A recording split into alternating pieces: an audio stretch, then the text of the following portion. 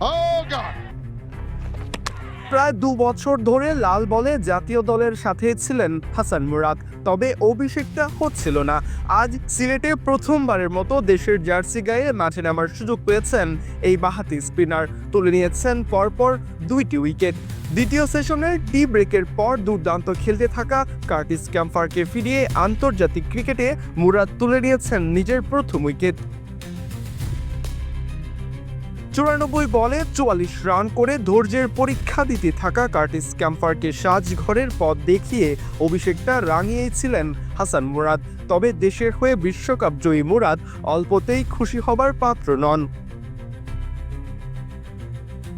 দারুণ এক কুইকার ডেলিভারিতে বিট করে স্ট্যাম্পিংয়ের ফাঁদে ফেলেন আরেক আইরিশ ব্যাটার লরকান টাকারকে। পরপর 2 উইকেট হারিয়ে বিপাকে পড়ে অ্যান্ডি ভালভার্নির দল।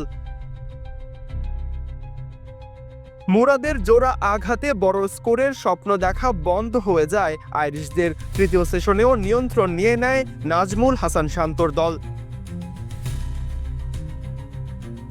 দলে হাসান মুরাদের ইনক্লুশন নিয়ে প্রশ্ন ছিল অনেক, তবে পারফরমেন্স দিয়েই সবার মুখ বন্ধ রাখার দায়িত্বটা ভালো করেই সামাল দিয়েছেন এই তরুণ স্পিনার।